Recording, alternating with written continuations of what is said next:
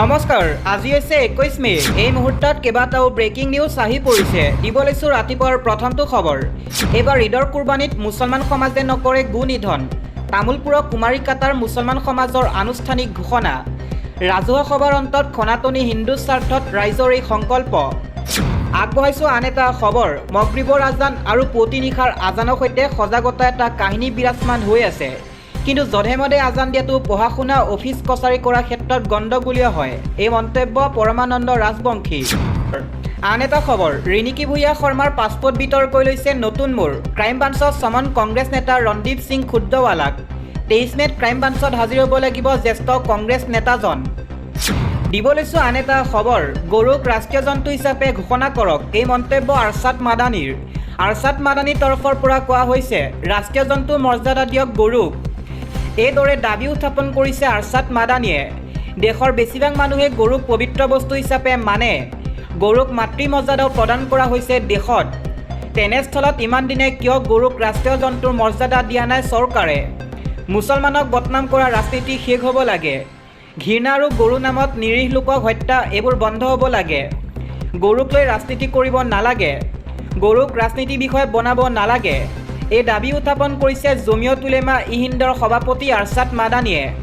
পৰৱৰ্তী খবৰ, বনাঞ্চলৰ মাটি যিমান পাৰে সিমান দখল কৰক, কিবা হ'লে মই গুলি খাম। যিমান পাৰে সিমান মাটি বেদখল কৰক, মই লগত আছোঁ, কিবা হ'লে মই গুলি খাম। তিৱা এপিছে আছোঁ অসমত। এই মন্তব্যৰ এতিয়া মাটি বেদখল কৰিবলৈ আহ্বান ৰমাকান্ত দেউৰী। ৰমাকান্ত দেউৰীৰ তৰফৰ পৰা কোৱা হৈছে, মাটি বেদখল কৰক, ম্যাদী পট্টা মই কৰি দিম, কোনেও চিন্তা কৰিব নালাগে। এনেদৰে এতিয়া মাটি বেদখল কৰিবলৈ জনতাক উচতনি দিছে বিজেপি বিধায়ক ৰমাকান্ত দেউৰীয়ে। পুনৰ বিতৰ্কত সোমাই পৰিছে মৰিগাঁৱৰ বিজেপি বিধায়ক ৰমাকান্ত দেউৰী। বনাঞ্চলৰ ভূমি বেদখল কৰিবলৈ তিৱা ৰাইজক দিয়া হৈছে উচতনি। দিব লৈছোঁ আন এটা খবৰ, দেশত চলি আছে অৰ্থনৈতিক ধুমুহা। কিন্তু ইটালীত চকলেট বিতৰণত ব্যস্ত হৈছে দেশৰ প্ৰধানমন্ত্ৰী নৰেন্দ্ৰ মোদী। কৃষক, যুৱক, মহিলা আৰু শ্ৰমিক সকলোৱে কান্দিছে। কিন্তু প্ৰধানমন্ত্ৰীয়ে হাঁহি হাঁহি ৰীল বনাই আছে বিদেশত। আৰু বিজেপিয়ে হাত চাপৰি বজাই আছে। বিজেপিৰ এয়া নেতৃত্ব নহয়, আনকি নাটকহে। দেশত অৰ্থনৈতিক মন্দাৱস্থাৰ অভিযোগ ৰাহুল গান্ধীৰ। প্ৰধানমন্ত্ৰী নৰেন্দ্ৰ মোদীক এইদৰে তীব্ৰ ভাষাৰে কটাক্ষ ৰাহুল গান্ধীৰ। দিব লৈছোঁ আন এটা খবৰ, এটকা বেছি হ'লেও বাতিল হ'ব ট্ৰেড লাইচেন্স। ফলকত উল্লেখ কৰিব লাগিব সামগ্ৰীৰ মূল্য। এই কথা মন দি শুনক প্ৰতিগৰাকী ব্যৱসায়ীয়ে। মুখ্যমন্ত্ৰী হিমন্ত বিশ্ব শৰ্মাই কৰিছে এই মন্তব্য।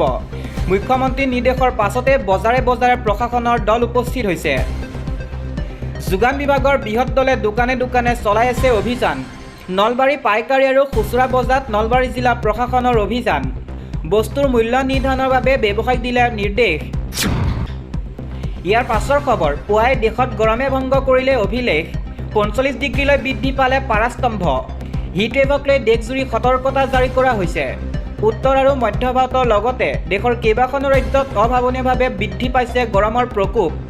প্ৰচণ্ড গৰমৰ মাজতে AQI.in লাইভ গ্ল'বেল টেম্পাৰেচাৰ ৰেংকিঙত উদ্বেগজনক তথ্য প্ৰকাশ পাইছে। বিশ্বৰ 100খন আটাইতকৈ গৰম দেশৰ ভিতৰত ভাৰতবৰ্ষৰ স্থান। AQI.in ৱেবছাইটৰ লাইভ মনিটৰিঙত পোহৰলৈ আহিছে এই তথ্য। দেশবাসীক সাৱধান হৈ থকাৰ আহ্বান জনালে ভাৰতীয় বতৰ বিজ্ঞান কেন্দ্ৰই। প্ৰচণ্ড গৰমৰ ধুমুহাক লৈ জাৰি কৰা হৈছে দেশৰ কেইবাখনো ৰাজ্যলৈ ৰেড আৰু অৰেঞ্জ এলাৰ্ট। চিকিৎসা কৰ্মীসকলে ৰাজ্যক হিটষ্ট্ৰোকৰ পৰা বাচি থাকিবলৈ সাৱধানতা অৱলম্বন কৰাৰ বাবেও দিছে পৰামৰ্শ। প্ৰচণ্ড মূৰৰ বিষ, মূৰ ঘূৰোৱা, দুৰ্বল অনুভৱ আদি সমস্যাই দেখা দিলে কাষ চাপক চিকিৎসকৰ। মুখমণ্ডল আৰু ছাল ৰঙা পৰি শুকাই গ'লে স্বাভাৱিক বুলি নল'ব। প্ৰচণ্ড গৰমত অত্যাধিক পিয়াহ লগা, বমি বমি ভাৱ হোৱাও হ'ব পাৰে হিটষ্ট্ৰোকৰ লক্ষণ। শৰীৰৰ বাবে পৰ্যাপ্ত পানী সেৱন কৰিব। নেমু পানী, ORS, ডাবৰ পানী আদি পৰ্যায়মানে সেৱন কৰিব। ৰ'দত ঘৰৰ পৰা বাহিৰলৈ ওলাই আহিলে ছাতি, চশমা, টুপি, জোতা পিন্ধিয়ে ওলাব। অতি জৰুৰী কাম নাথাকিলে দুপৰীয়া 12 বজাৰ পৰা বিয়লি 3 বজালৈ ঘৰৰ ভিতৰতেই থাকক। চাহ, কফি, সুৰা আৰু অতিমাত্ৰ চেনি মিহলি ৰঙীন শীতল পানীয় পৰিহাৰ কৰক। অত্যাধিক তেল মছলাযুক্ত বা বাহী খাদ্য, চৰ্বিজাতীয় মাংস আদি খোৱাৰ পৰা বিৰত থাকক। দিব লৈছোঁ ৰেচন কাৰ্ড নথকা লোকসকলৰ বাবে এটা ডাঙৰ খবৰ। আজিয়ে সাজু কৰক ৰেচন কাৰ্ডৰ বাবে যাৱতীয় নথি পত্ৰ। আপোনাৰ পৰিয়ালৰ কোনো সদস্যৰ নাম ৰেচন কাৰ্ডত অন্তৰ্ভুক্ত হোৱা নাই নেকি? যদি হোৱা নাই, কিদৰে কৰিব আবেদন জানো আহক। পোনপ্ৰথমে আপুনি অসম চৰকাৰৰ ৰাজহুৱা বিতৰণ ব্যৱস্থা অফিচিয়েল পৰ্টেললৈ যাব লাগিব। তাৰ পাছত নতুন নাম যোগ কৰিবলৈ নিৰ্ধাৰিত আবেদন পত্ৰখন বাছনি কৰক। আবেদনকাৰী ঘৰৰ মুৰব্বীৰ সৈতে নতুন সদস্যজনৰ সম্পৰ্ক স্পষ্টকৈ উল্লেখ কৰিব লাগিব। নতুন সদস্যজনৰ আধাৰ কাৰ্ডৰ কপি থকাটো বৰ্তমান বাধ্যতামূলক। সদস্যজনৰ জন্মৰ প্ৰমাণপত্ৰ বা ভোটাৰ পৰিচয় পত্ৰৰ প্ৰয়োজন হ'ব। যদি কোনো মহিলা বিয়া হৈ ঘৰলৈ আহিছে তেন্তে তেওঁৰ আগৰ ৰেচন কাৰ্ডৰ পৰা নাম কৰ্তন কৰা প্ৰমাণপত্ৰ লাগিব। পৰিয়ালৰ মূল ৰেচন কাৰ্ডখনৰ এটা ফটোকপি আবেদনৰ সৈতে জমা দিব লাগিব। আবেদন পত্ৰখনত নতুন সদস্যৰ নাম, বয়স আৰু পিতৃ মাতৃৰ নাম শুদ্ধকৈ লিখিব লাগিব। পৰিয়ালৰ মুৰব্বীৰ শেহতীয়া পাছপোৰ্ট ছাইজৰ ফটো এখনৰ প্ৰয়োজন হ'ব। সকলো নথিপত্ৰ শুদ্ধকৈ সংলগ্ন কৰি আপুনি ওচৰৰ যোগান বিভাগৰ কাৰ্যালয়ত জমা দিব পাৰে। অনলাইন যোগে আপুনি ওচৰৰ CSCত গৈ কৰিব পাৰিব আবেদন। সংশ্লিষ্ট বিভাগীয় বিষয়াৰ দ্বাৰা আপোনাৰ নথিপত্ৰসমূহ পৰীক্ষা কৰা হ'ব। সকলো তথ্য সঠিক থাকিলে অতি কম দিনৰ ভিতৰতে নতুন সদস্যৰ নাম কাৰ্ডখনত অন্তৰ্ভুক্ত হ'ব। সকলো তথ্য সঠিক থাকিলে অতি কম দিনৰ ভিতৰতে নতুন সদস্যৰ নাম কাৰ্ডখনত অন্তৰ্ভুক্ত হ'ব। নাম অন্তৰ্ভুক্ত হোৱাৰ পাছত আপুনি অনলাইন যোগে নতুনকৈ ডিজিটেল ৰেচন কাৰ্ডখন ডাউনলোড কৰি ল'ব পাৰিব। দিব লৈছোঁ আন এটা খবৰ। অসম আৰক্ষীৰ নাকৰ তলতে অবাধে চলিছে গৰু সৰবৰাহৰ নেটৱৰ্ক, সৰব পশু অধিকাৰ কৰ্মী। উত্তৰ অসমত দীৰ্ঘদিন ধৰি চলি থকা অবৈধ গৰু সৰবৰাহৰ এটা বৃহৎ চক্ৰ কথা পোহৰলৈ অহাৰ পিছতে এতিয়া সমগ্ৰ অঞ্চলটোত তীব্ৰ চাঞ্চল্যৰ সৃষ্টি হৈছে। লখিমপুৰৰ এজন পৰিচিত পশু অধিকাৰ কৰ্মী উজ্জ্বল ভূঞাই অভিযোগ কৰিছে যে স্থানীয় আৰক্ষী আৰু জিলা প্ৰশাসনৰ জ্ঞাতসাৰে এই সমগ্ৰ অবৈধ ব্যৱসায় অতি সুন্দৰভাৱে চলি আছে। তেওঁৰ মতে প্ৰতি নিশাই কোনো ধৰণে বাধা নোহোৱাকৈ 15 নম্বৰ ৰাষ্ট্ৰীয় ঘাইপথৰে 20ৰ পৰা 25খনকৈ গৰু ভৰ্তি ট্ৰাক পাৰ হৈ যায়। লখিমপুৰ, ধেমাজি আৰু বিশ্বনাথ জিলাৰ পৰা এই গৰুসমূহ সংগ্ৰহ কৰি নুমলীগড় আৰু নগাঁও হৈ কৰিমগঞ্জলৈ নিয়া হয় আৰু তাৰ পিছত বাংলাদেশলৈ সৰবৰাহ কৰা হয়। আটাইতকৈ ডাঙৰ কথাটো হ'ল যে এই সন্দৰ্ভত বাৰে বাৰে অভিযোগ দিয়াৰ পিছতো বিশেষকৈ লখিমপুৰ আৰক্ষীয়ে এই চক্ৰটোৰ বিৰুদ্ধে কোনো কঠিন পদক্ষেপ গ্ৰহণ কৰা নাই। শেহতীয়াকৈ এই সন্দৰ্ভত খবৰ প্ৰকাশ হোৱাৰ পিছত লখিমপুৰ আৰক্ষীয়ে দুটা পৃথক অভিযান চলাই 72টা গৰু আৰু ম'হ জব্দ কৰিছিল যদিও সৰবৰাহকাৰী মূল নেটৱৰ্কটো এতিয়াও সক্ৰিয় হৈ আছে। পশু অধিকাৰ কৰ্মী উজ্জ্বল ভূঞাই লগতে অভিযোগ উত্থাপন কৰিছে যে উত্তৰ অসমৰ কেইবাখনো গৰু বজাৰ কোনো ধৰণৰ চৰকাৰী পঞ্জীয়ন নোহোৱাকৈ অবৈধভাৱে চলি আছে। তেওঁ ধেমাজি জিলা চিমন চাপৰি আৰু গোগামুখ, লখিমপুৰৰ বগীনদী, দোলাহাট, দৌলাহাট, বঙালমৰা আৰু ধলপুৰৰ লগতে বিশ্বনাথ জিলা গহপুৰ আৰু বজাৰৰ নাম স্পষ্টকৈ উল্লেখ কৰিছে।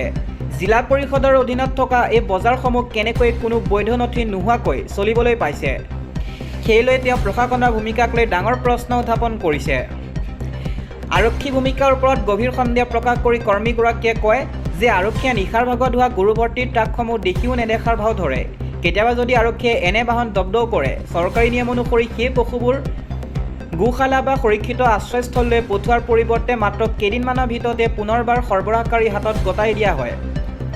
লখিমপুৰত শেহতীয়াকৈ ঘটা এটা ঘটনা উদাহৰণ দি তেওঁ কয় যে আৰক্ষীয়ে অবৈধ গৰুসহ এখন বাহন জব্দ কৰা মাত্ৰ 48 ঘণ্টাৰ ভিতৰতে গাড়ীকে ধৰি গৰুখিনি মালিকক উভতাই দিছিল। কেৱল ইমানেই নহয়, আৰক্ষী কাৰ্যকলাপ কেৱল গাড়ী চালক আৰু হেণ্ডিমেনক গ্ৰেপ্তাৰ কৰাতে সীমাবদ্ধ থাকে, যাৰ ফলত এই সমগ্ৰ চোৰাং কাৰোবাৰৰ মূল মাষ্টাৰমাইণ্ড বা ডাঙৰ সৰবৰাহকাৰীসকল সদায় সাৰি যায়।